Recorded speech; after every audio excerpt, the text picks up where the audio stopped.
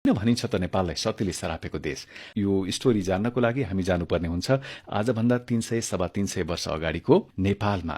त्यतिखेर नेपाल भनेर बुझिन्थ्यो काठमाडौँ उपत्यकालाई, र काठमाडौँ उपत्यकामा त्यतिखेर 3वटा राज्य थिए, कान्तिपुर, पाटन र भक्तपुर। त्यसो भए यी सती को थिइन् जसले चाहिँ चितामा चढ्नु अघि नेपाललाई श्राप दिएर गइन्? उनका पति को थिए र सतीले किन नेपाललाई जाँदा जाँदै श्राप दिएर जानु पर्यो? यो स्टोरीको डेप्थमा प्रवेश गर्नको लागि हामी यहाँनिर चिन्जान गरौं राजा प्रताप मल्लसँग। हामी यहाँनिर राजा प्रताप मल्लको चर्चा किन गर्दैछौं भने यिनैको पालामा भएको घटना जुन थियो त्योसँग जोडिएको छ सतीले सरापेको देशको स्टोरीको प्रसंग। विक्रम सम्वत 1697 मा कान्तिपुर राज्यमा यिनी राजा भएपछि उनले आफ्नो बुवाको पालामा जति पनि काजीहरू थिए दरबारमा तिनैलाई निरन्तरता दिए। अब काजी भनेको के हो त? अहिले चाहिँ जुन हामीले मन्त्री अथवा मिनिस्टरहरू भन्छौं नि, त्यतिखेर चाहिँ काजी भन्ने पद हुन्थ्यो र दरबारको महत्वपूर्ण पदको रूपमा यसलाई लिने गरिन्थ्यो र राजकाजको महत्वपूर्ण जिम्मेवारीहरू काजीले सम्हाल्ने गर्दथे। प्रताप मल्लका पालामा को काजीहरू थिए त काठमाडौँमा? नरदेव, मयासिंह र भीम मल्ल, यी 3 जना काजीहरू दरबारका मुख्य हर्ताकर्ताका रूपमा थिए। अब कान्तिपुर पक्कै पनि शक्तिशाली अथवा वैभवशाली राज्य हुने नै भयो त्यतिखेर, र त्यतिखेरको कुनै राज्य शक्तिशाली छ अथवा छैन, कुनै राज्य कमजोर छ वा छैन भनेर कसरी थाहा हुन्थ्यो त भन्दाखेरि जुन चाहिँ राज्यहरू शक्तिशाली थिए उनले राज्य विस्तार अभियान चलाउँथे र अरू कमजोर राज्यहरूलाई जितेर आफ्नो राज्यभित्र गाभ्ने गर्दथे र आफ्नो प्रताप चारैतिर फिजाउने गर्दथे। यहाँनिर अब प्रताप मल्लले राज्य विस्तार गर्ने भए र तिब्बत क्षेत्रलाई, तिब्बतको साइडलाई तह लगाउने र त्यसलाई जितेर कान्तिपुरमा मिलाउने जिम्मा कसको काँधमा आइपर्यो त? काजी भीम मल्लको काँधमा आइपर्यो। र मैले यहाँनिर काजी भीम मल्लको जुन नाम छ त्यसलाई यो रातो अक्षरमा किन लेखेको हुँ भने यो जुन समग्र स्टोरीको आज हामी चर्चा गर्दैछौं त्यो यिनै काजी भीम मल्लसँग जोडिएको स्टोरी हो। काजी भीम मल्लको बारेमा अलिकति जानकारी लिउँ। अब काजी भीम मल्लले तिब्बतसँग कस्तो सन्धि गरे त त्यो हेरौं। तिब्बतमा नेपाली साहुहरूले 32 कोठी दोकान खोल्न पाउने, जुन चाहिँ अफिसियल रूपमा, आधिकारिक रूपमा नेपालका व्यापारीहरू गएर तिब्बतमा दोकान खोल्न पाउने भए। तिब्बतमा नेपाली वाणिज्य दूत रहने र तिब्बती र नेपाली बीच झगडा भयो भने उसैले मध्यस्थता गर्ने, यो पनि अभियसली नेपालकै पक्षमा भयो।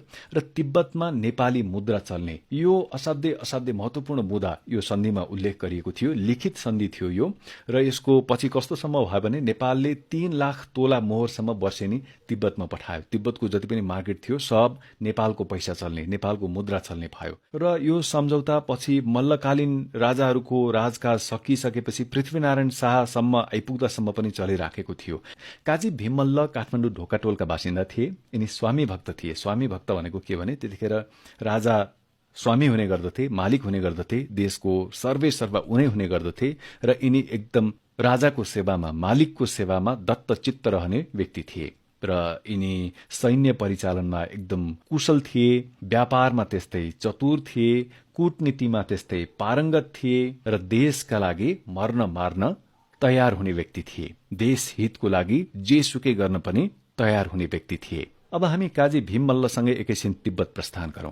यिनले कान्तिपुरको सेनाको नेतृत्व गरेर तिब्बतमाथि आक्रमण शुरू गरे र कुती, केरुङ र खासा लगायतका जति पनि त्यो क्षेत्रमा ठाउँहरू छन् महत्वपूर्ण, त्यहाँ कब्जा जमाउन पुगे र त्यहाँ मात्रै उनी अडिएनन्, तिब्बतमा भित्र छिर्न थाले। आफ्नो भित्री क्षेत्रमा समेत कान्तिपुरको सेना प्रवेश गर्न थालेपछि तिब्बत डरायो र काजी भीम मल्ल समक्ष सन्धि गर्ने प्रस्ताव पठायो। अब यहाँनिर तिब्बत डराउनुको अर्थ के हुन्छ भने तिब्बत तल पर्यो, जसले चाहिँ सन्धि गर्न प्रस्ताव गर्यो। यसमा कान्तिपुर पक्षलाई फाइदा के हुनेवाला थियो भने शर्तहरू आफूले सेट गर्न सकिन्थ्यो। अब आफूले तिब्बतलाई तह लगाएर, तिब्बतलाई तल पारेर शर्तहरू राख्न सकिन्थ्यो ताकि तिब्बतबाट बढीभन्दा बढी फाइदा लिन सकियोस्। यो सन्धिले एकदम फाइदा पुर्याएको थियो। यहाँबाट नेपाललाई जुन आर्थिक फाइदा हुन्थ्यो त्यो नेपालले आफ्नो राज्य विस्तारमा खर्च गर्न पाएको थियो। यति दूरदर्शी महत्वको सन्धि यो रहेको थियो।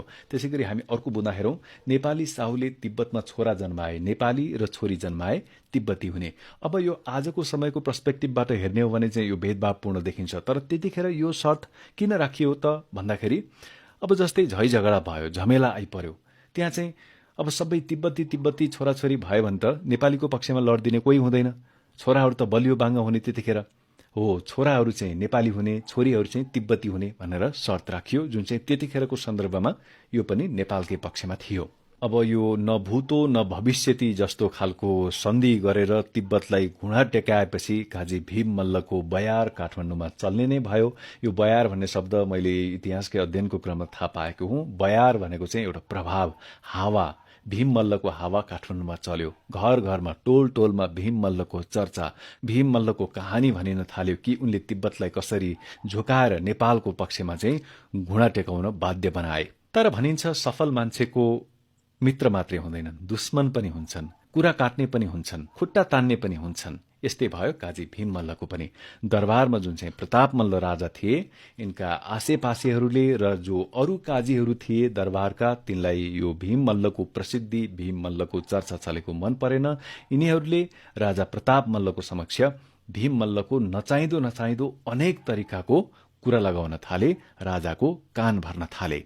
त्यसरी काठमाडौँमा काजी भीम मल्लको चुरीफुरी बढेको मन नपराउने काजीहरू जो थिए, नरदेव र मया सिंह, उनले भीम मल्ल विरुद्ध षड्यन्त्र गर्न थाले। अब आफूले भन्दा त राजा प्रताप मल्लले नपत्याउन पनि सक्छन्। त्यसको लागि उनीहरूले के गरे त, भक्तपुरका एकजना वारदार थिए महादेव ओझा, तिनलाई चाहिँ कान्तिपुरमा झिकाए र तिब्बततिरका सम्झौताको चाहिँ एकदम उल्टो पाल्टो गलत व्याख्या गर्न लगाइयो। मल्लमाथि के चार्ज लगाइयो त, भीम मल्ल राष्ट्रघाती हुन्, काजी भीम मल्ल राजद्रोही हुन्, काजी भीम मल्लले देशका विरुद्ध गद्दारी गरेका छन्।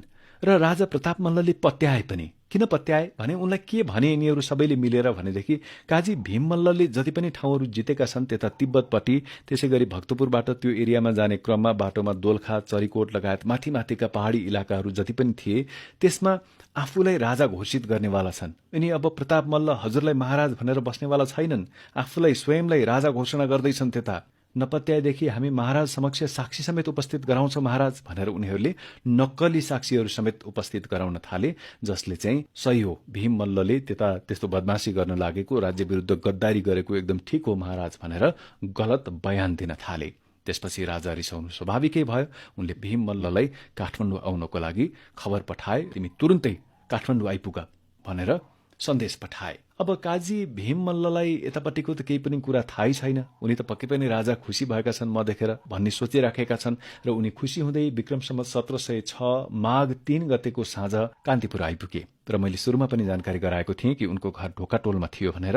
उनी आफ्नो घर पनि गएनन्। घर पनि नपसिकन दरबारको प्राङ्गणमा रहेको मल्लहरूको इष्टदेवी तलेजु भवानीको मन्दिरमा दर्शन गर्न पुगे र त्यहाँ विधिपूर्वक दर्शन गरी उनी सोझै कहाँ गए त, महाराज प्रताप मल्लको दर्शन गर्नको लागि बसन्तपुर दरबारभित्र छिरे। तर त्यहाँ के भयो, प्रताप मल्ल जुन चाहिँ महाराज रिसाएर बसेका थिए भीम मल्लसँग, उनले एक वचन पनि नसोधिकन, सफाईको एक मौका पनि नदिइकन त्यही सैनिक लगाएर दरबारकै ढोकामा भीम मल्ललाई काट्न लगाइदिए। र तत्काल एक देशभक्त, स्वामी भक्त, एकजना इमान्दार मान्छेको, इमान्दार भारदारको ठाउँको ठाउँ निधन हुन पुग्यो।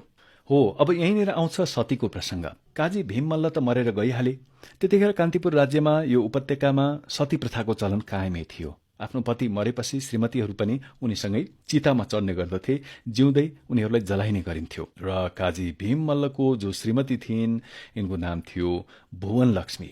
यिनलाई पक्कै पनि थाहा थियो कि आफ्नो श्रीमान निर्दोष छन् भनेर।